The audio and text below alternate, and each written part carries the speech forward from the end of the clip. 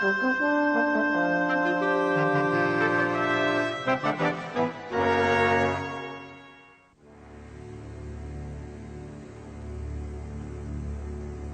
Federal Reserve System virtually controls the nation's monetary system. Yet it is accountable to no one. It has no budget, it is subject to no audit, and no congressional committee knows of or can truly supervise its operations.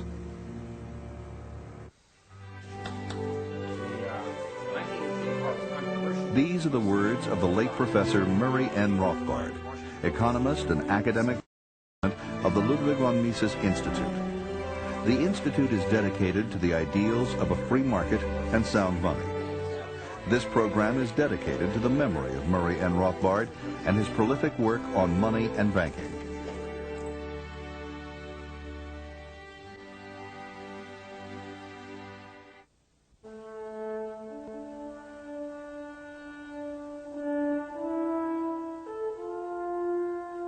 For more than 20 years, the living standards of middle-class Americans have steadily declined. Incomes have remained flat or fallen, and the opportunities and security we once took for granted have begun to fade. For most families, one income no longer pays the bills. It requires two or more incomes to afford a home, pay medical and child care expenses, and put children through school. Unless present trends change, young workers are unlikely to ever live as well as their parents. Good jobs with a future are harder to come by. Education doesn't count for what it once did. Taxes continue to rise, while Social Security is going bankrupt. Private pensions are no longer reliable. Economic volatility and uncertainty are on the rise. Politicians espouse numerous theories about the cause of this country's economic woes. Seldom, however, do these officials look below the surface. The roots of our economic ills can be traced to central banking and our present monetary system. The Federal Reserve claims to manage our money. Instead, it makes our money worth less and less every day.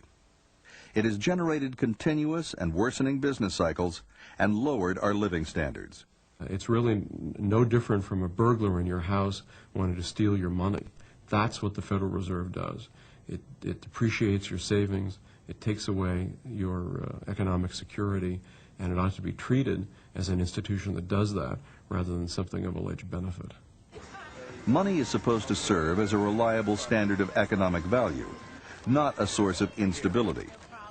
Until we restore sound money and take away the government's ability to debase it, we have little hope of restoring the freedom and prosperity that made America great. And we really have a choice of what we want in money. Do we want money that's going to be losing its value every year, or do we want money that's going to be gaining in value? If you are happy with your money losing value, then you want the present system. If you want money to increase in value, then you want a gold standard. What is money? As the good that makes exchange possible, it's the foundation of every economic activity. In the earliest times, people traded goods and services directly. This form of exchange is known as barter. That is, if a fishing tribe desired to have maybe wheat, which they themselves did not produce, they would seek out other individuals that produced wheat, and then they would exchange their fish.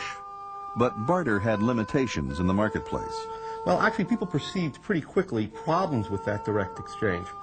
If you wanted, for example, fish, and you had wheat, but the people who had fish didn't desire the wheat, you were stuck, okay? Unless you went out and found some other good, possibly berries, that everyone in that society consumed. Then you would trade your wheat for the berries in full confidence then that you could turn around and trade the berries for the fish or anything else that you desired. Eventually, the most widely accepted goods in a society became valued for their use in indirect exchange.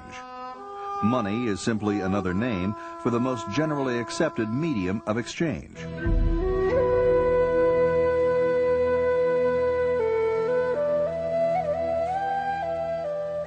Throughout history, many goods have served as money. feathers from the Quetzal bird were used for exchange by the Mayan Indians up to the 15th century in Central America. Tea leaves compressed into bricks were traded in East Asia through the 1800s. Wampum shells were money to North American Indians, while early American colonists traded beaver pelts, which had a high value both at home and abroad. Metal coins first emerged in Greece and Asia Minor during the 7th century BC. Gold and silver were valued for their use and beauty in jewelry and the decorative arts. They were durable, easily divisible, and limited in supply. These precious metals also had a high value-to-weight ratio, making them easily transportable. You might think back, or we can think back to a time when iron was used as money, for example, in Africa. But imagine going into Sears Roebuck and trying to purchase, let's say, a lawnmower for $350. That would take a ton of iron, whereas it would only take an ounce of gold. In 1536, less than 50 years after Christopher Columbus set foot on American soil, a Spanish mint in Mexico City struck the first coins made in the New World. These silver coins eventually found their way into the British colonies. Great Britain's mercantilist policies deliberately tried to keep precious metals out of America, so the Spanish milled dollar became the unofficial currency. It was often divided into 8 pieces for smaller transactions, hence the term pieces of 8, with 1/4 of the coin being 2 bits. In 1792, Thomas Jefferson adopted the dollar as this country's official monetary unit. He looked around, he investigated to see what were the American people using as money, and that was the dollar. And so that's why that dollar became the standard of the United States. And we went onto a gold and silver standard and started minting gold coins with the American Eagle, $10 gold coin. Jefferson, in particular, spoke eloquently of the dangers of paper money. During the War for Independence, the Continental Congress printed vast sums of paper money out of thin air to finance the Army. The diluted money supply naturally depreciated to almost nothing, leading to the phrase, "not worth a Continental." The people who held on to these notes, who tended to be patriotic Americans, concerned about, wanted America to be free of British control, lost everything. Whereas the Tories, who wanted nothing to do with this American government money and immediately got rid of it, were benefited. And Peloton Webster, the first American economist, and others who looked at this saw that this paper money, unbacked by gold, was extremely dangerous. As early as the 16th century in Europe, goldsmiths stored gold coins for their customers for a fee and issued receipts for the gold to the depositor. Thus began the use of paper as money. In other words, if you came in and deposited 10 ounces of gold for safekeeping, you got back receipts in the amount of 10 gold ounces. Okay? And those receipts entitled you to instantaneously redeem that gold. These receipts soon became widely accepted as a means of exchange, since it was easier and safer to use the receipts for significant transactions. This was the origin of banknotes as money substitutes. These first bankers then took this process one step further. In effect, if the goldsmith had 1,000 ounces of gold and 1,000 ounces of legitimate receipts being held by the depositor of that gold, he could increase his profits by merely printing up another 1,000 ounces worth of receipts and lending them out. Okay. In which case you would effectively get 50% reserve banking or fractional reserve banking. Only a fraction, 50% of the receipts were now backed by gold. There was no longer a 1-to-1 ratio of paper to gold. Now there could be 3 or 4 pieces of paper in circulation for every unit of gold in the vault. These bankers were no longer simply storing or warehousing gold for a fee. They were artificially inflating the money supply and loaning out these phony receipts at interest. This system became known as fractional reserve banking and was later transported to the early American colonies. It formed the root of American commercial banking and ultimately the Federal Reserve System. This is a fraudulent system. It's not allowed in any other business. If you had a grain warehouse that had loaned out the grain it was supposed to have in storage, that's considered criminal. The guy would go to jail. But the banks are the one industry that's allowed to get away with this and to profit from it.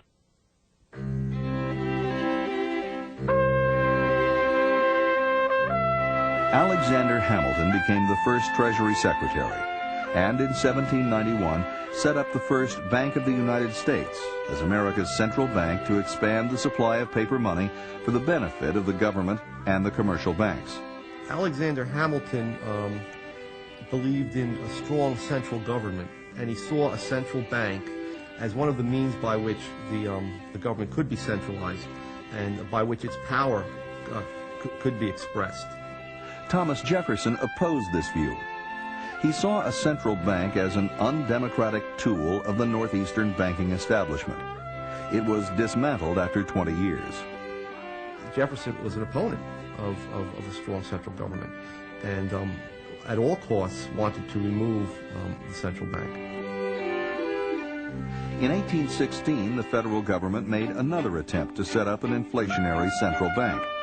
But this second Bank of the United States was denounced by President Andrew Jackson as a monster bank for benefiting a few at the expense of many. They inflated the money supply, which brought about a boom initially, that is prosperity to the country, followed by a bust. When they stopped inflating the money supply, many businesses that had depended on the low interest rates that were introduced or induced by the initial inflation went out of business. Jackson succeeded in abolishing the second central bank in 1836. But by then, speculators had set up hundreds of new private banks with little or no gold to back the notes they issued.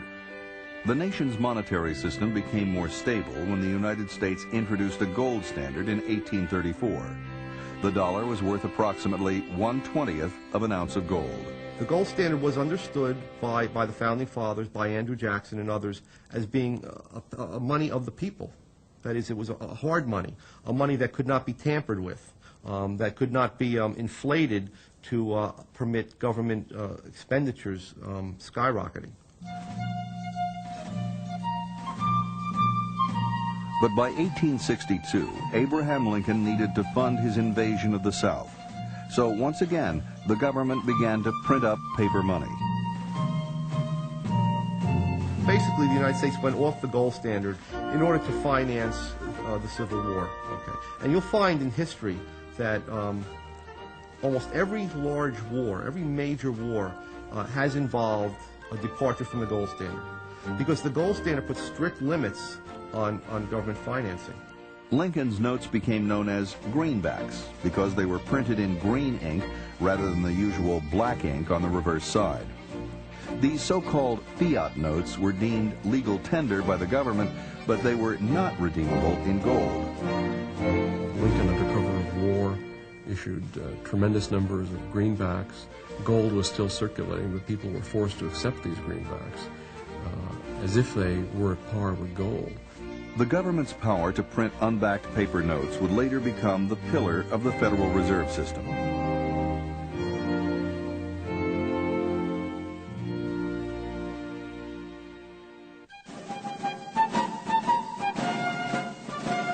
After the Civil War, the nation's monetary system became sounder when the U.S. adopted a gold standard. We went back on the gold standard in 1879 and had probably the greatest period of growth and of prosperity ever in the country's history. For nearly 20 years, the total output of goods and services grew at an unprecedented rate of 4% per year. The reason being that with a sound money and without the ability to manipulate the interest rate, we had a lot of genuine saving and investment, which then led to more capital goods and higher labor productivity in the United States.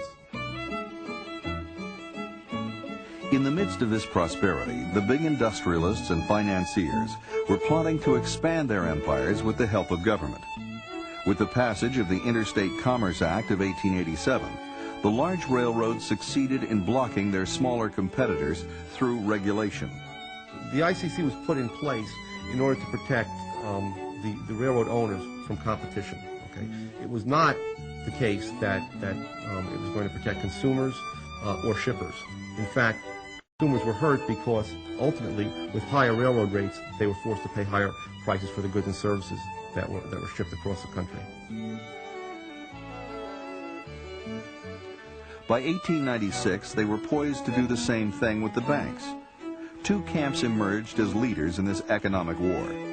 They were led by J.P. Morgan, the world's most powerful private banker, and John D. Rockefeller, the oil tycoon. Morgan and Rockefeller were great adversaries, but despite their business differences, they both favored a central bank. They wanted cheap credit and an inflated money supply to finance the expansion of their empires. Together, they led the campaign to sell the idea to the American public, which later led to the founding of the Federal Reserve. If the American people got wind of the fact that this bank was not in their interests, okay, if in fact they understood that it was in the interests of the financial elites who would use it to inflate the money supply and in doing so increase their own revenues, there would have been hell to pay. The legislation would have never passed under those conditions. So it had to be sold to the American people as a way of making their currency more elastic. The bank reform campaign received a boost in 1907 when there was a run on some of New York's biggest banks thanks to their fractional reserves. Panic spread among depositors who got wind of the bank's insolvency and tried to withdraw their money. The Knickerbocker Trust failed, and two other institutions went to the brink of bankruptcy despite a $35 million bailout from J.P. Morgan. Wall Street swiftly adopted the fear of bank failures to sell the idea of a central bank, or lender of last resort, to the American public. And so the Federal Reserve was to be the lender of last resort. In case any bank got into trouble, they wouldn't have to worry. They'd get the cash from Washington, D.C. The question is, however, whether it is really desirable to have such a thing as a lender of last resort. The correct position appears to me that every single bank should be responsible for its own debts and contractual obligations. And if banks, through imprudent policy, then go bankrupt, this should not be considered a bad thing, but in fact considered to be a magnificent thing, because bankruptcies, the danger of bankruptcies, is precisely what makes banks adhere to sound policies. Bank runs and failures continued at an alarming rate. In 1908, the National Monetary Commission, headed by John D. Rockefeller Jr.'s father-in-law, Senator Nelson Aldrich, was set up to push for a central bank.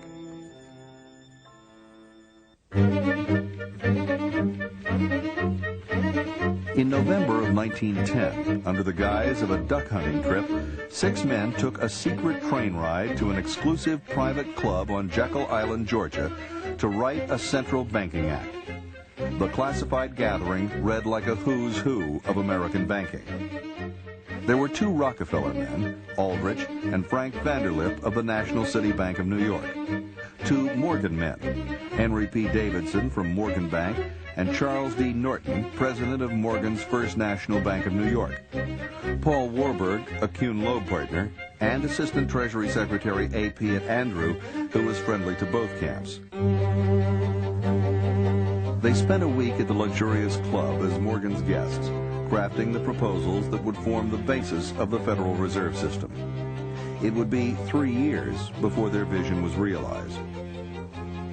Just before Christmas 1913, the Federal Reserve Act was passed by Congress and signed by President Wilson. It established a Federal Reserve System to oversee monetary policy and regulate the commercial banks.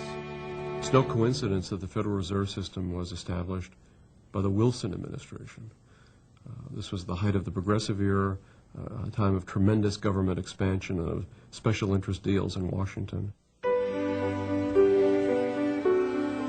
There are 12 regional reserve banks concentrated in the East and the Midwest. The Board of Governors of the Federal Reserve controls and coordinates their activities. The board is made up of 7 members appointed by the president. Even though there were 12 regional banks, Wall Street soon ran the show. As president of the New York Fed, Morgan protege Benjamin Strong seized control of the board's open market committee operations. Strong would remain the dominant force at the Fed until his death in 1928. The Federal Open Market Committee, now based in Washington, directs the Fed's most important instrument of monetary policy, the purchase and sale of government securities on the open market. To increase the supply of money and credit, that is, to inflate, the Fed buys government securities from a few hand-picked firms with newly created money. To tighten money and credit, the Fed sells securities. In this, it can act on its own discretion. Every government wants the ability to create new money. Okay? It's an alternative to raising taxes. Taxes, as we said, when they're raised, tend to evoke a lot of resistance among the public. It's much less painless to increase the money supply. The effects, the negative effects, don't occur until 6 months, a year, 2 years later, at which time the increasing prices can be blamed on other factors, the weather, speculators, and so on. Another device the Fed uses to control the amount of money in circulation is setting the discount rate. This is the interest rate charged to member banks when they borrow short-term from the so-called discount window. If the Fed lowers the discount rate for its loans, commercial banks will likely borrow more from the Fed. This increases the amount of funds banks have to lend. Bank credit thus becomes cheaper, as reflected in lower interest rates on bank loans and credit cards. The increase in funds available for banks to lend also increases the amount of money in the economy. The Fed can also manipulate the nation's money supply by raising or lowering the reserve requirement. Banks are required to set aside a percentage of their deposits as reserves to meet depositors' demands. When the Fed was established in 1913, it cut reserve requirements in half over the next 4 years, doubling the money supply by the end of World War I. But the Fed's real power lies in its monopoly to create money. Although the U.S. was still on the gold standard in 1913, it was quickly eroded as the Fed continued to expand the money supply. The first step was backing Federal Reserve notes by only 40% in gold, allowing the money supply to be increased 2.5 times. The inflationary effect of fractional reserve banking was also heightened by the central bank. The commercial banks are permitted to create checkbook money on top of Federal Reserve notes.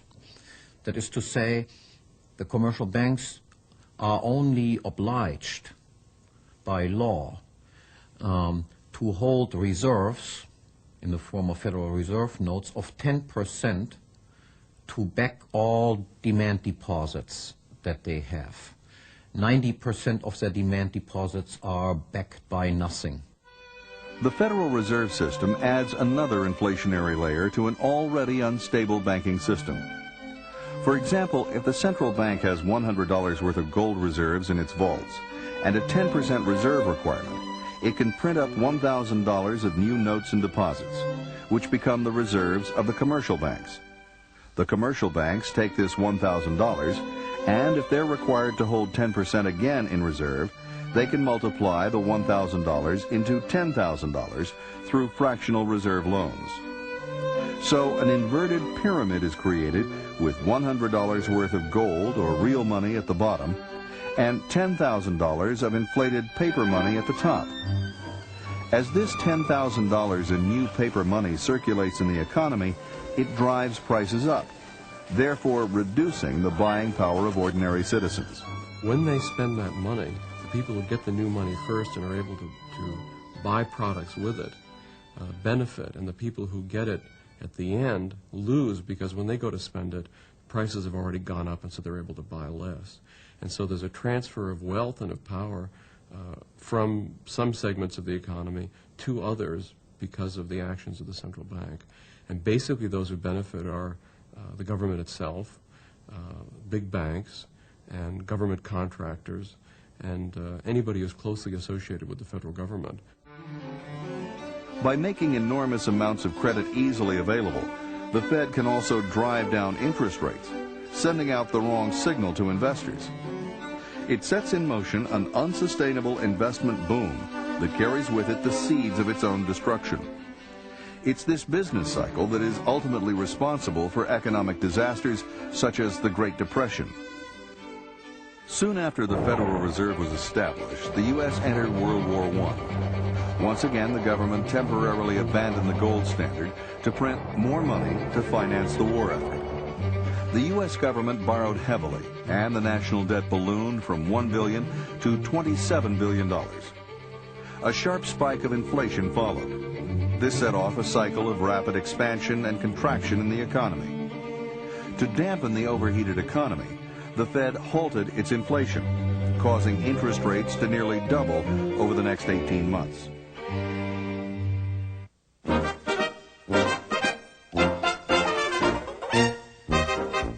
By 1921, the market began to recover. New technology helped to increase productivity. Markets developed for new cars and appliances. The 1920s were a period of extraordinary growth.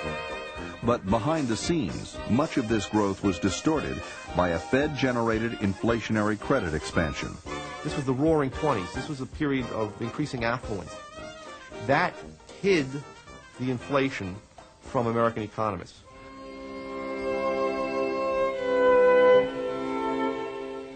The Fed-generated bubble burst in the Wall Street crash of October 1929. Speculators who had borrowed money to buy shares when bank credit was readily available saw the stock market lose 1/3 of its value. Bank loans totaling $7 billion were outstanding. As the speculators defaulted on their loans, bank failures spiraled and the Great Depression set in.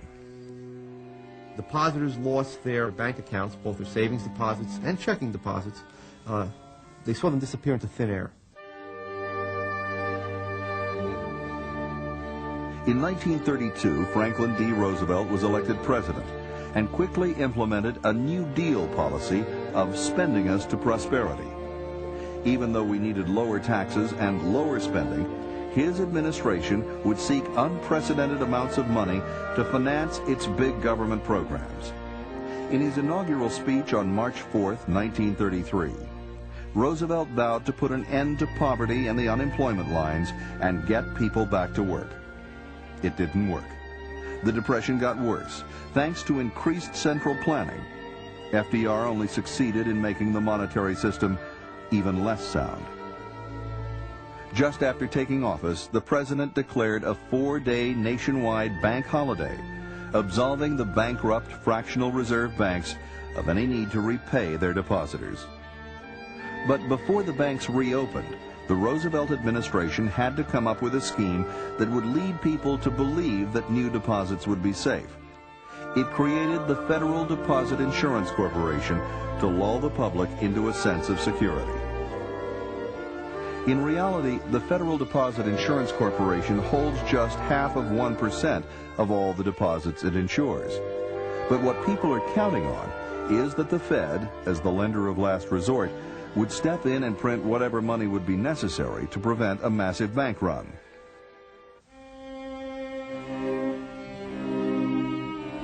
By the mid-1930s, control of the Fed by the New York bankers was drawing to a close. The Morgan era ended when President Roosevelt, who was no friend of the Morgans, appointed Mariner Eccles as its governor. Eccles, a Republican from Utah, moved the activities of the Open Market Committee to Washington.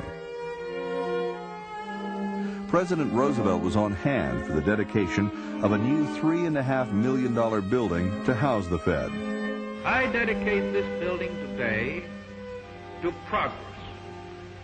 progress toward the ideal of an America in which every worker will be able to provide his family at all times with an ever-rising standard of American comfort.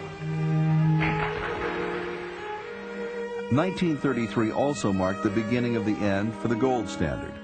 There was no end to Roosevelt's appetite for spending on such New Deal programs as the gigantic $13 billion Tennessee Valley Authority, which flooded vast areas of productive farmland to provide government-subsidized electricity. The Works Progress Administration, which spent $11 billion on make-work jobs and pork barrel public works. But the U.S. currency was tied to gold, which limited the amount of money the Fed could print to pay for these costly projects. So the government scrapped the gold standard for American citizens in 1933, and then Roosevelt confiscated the people's gold.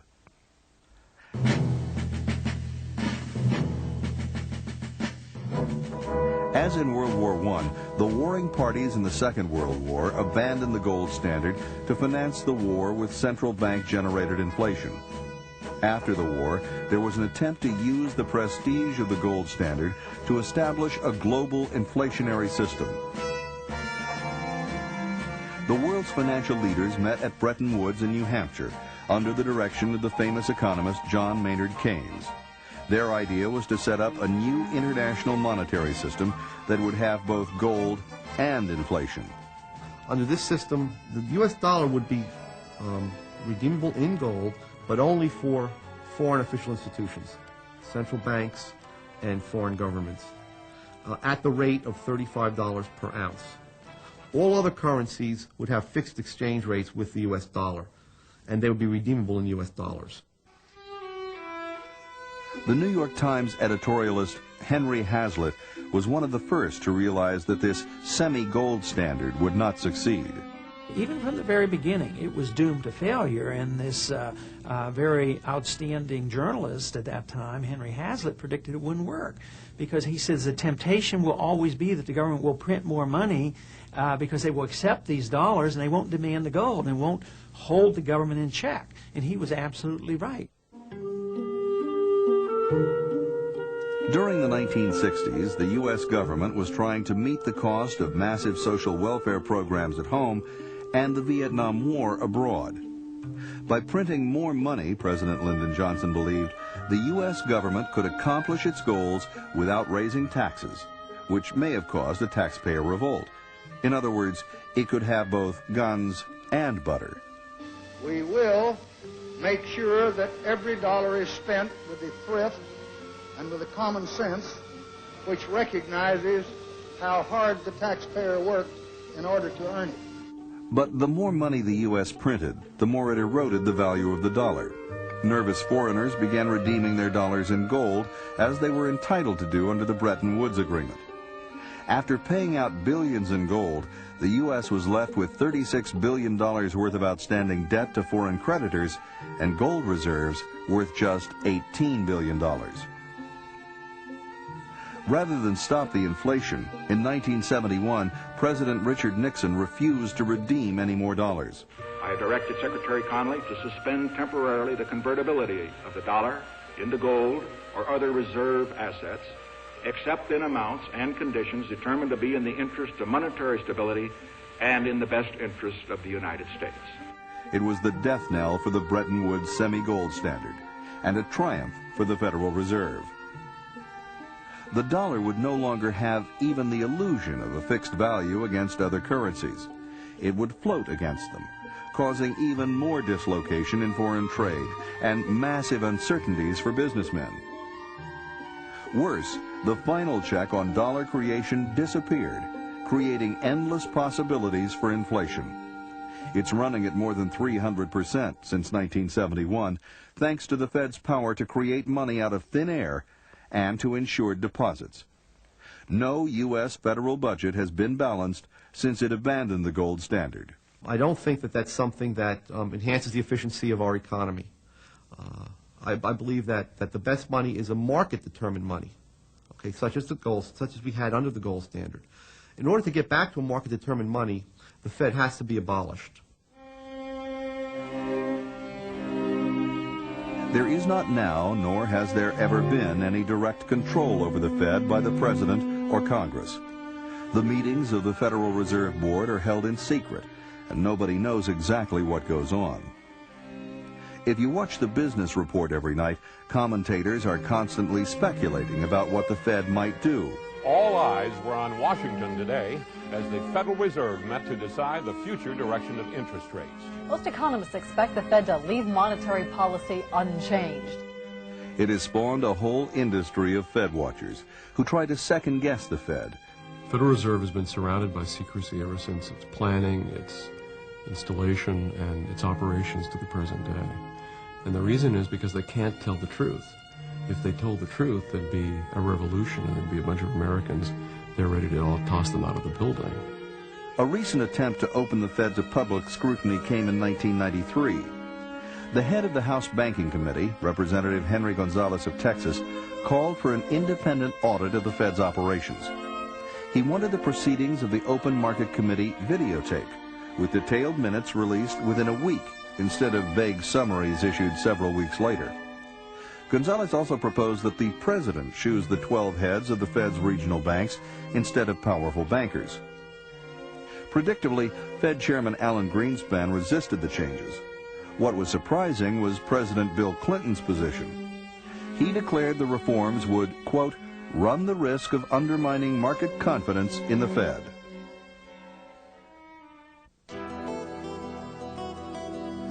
After the Mexican government inflated and devalued the peso in 1995, the Mexican economy went into a tailspin. Alan Greenspan lobbied Congress and the Clinton administration for a $52 billion bailout. As it turned out, the Fed's member banks held as much as $26 billion in Mexican debt. With no choice in the matter, American taxpayers and savers paid the bill. The congressmen themselves, from my experience there, they're pretty naive and they don't understand it. The few that have to, like the chairman of the banking committee, is aware of this and goes along with it, and they continue to perpetuate this myth that the Federal Reserve brings about stability and they do good things for economic growth, even though they're the culprits. They're the ones who have caused all the problems. They're the ones who caused the recession, the unemployment, and the downsizing of business and all the ill effects that we have to witness. But their PR job is excellent because they have convinced most congressmen that they are very necessary to maintain stability and economic growth and all these wonderful things that they claim credit for. It is clear that the United States cannot rely on Alan Greenspan or any other Fed chairman to fight the chronic inflation that has wrecked our savings, distorted our economy, redistributed income and wealth, and brought us devastating booms and busts.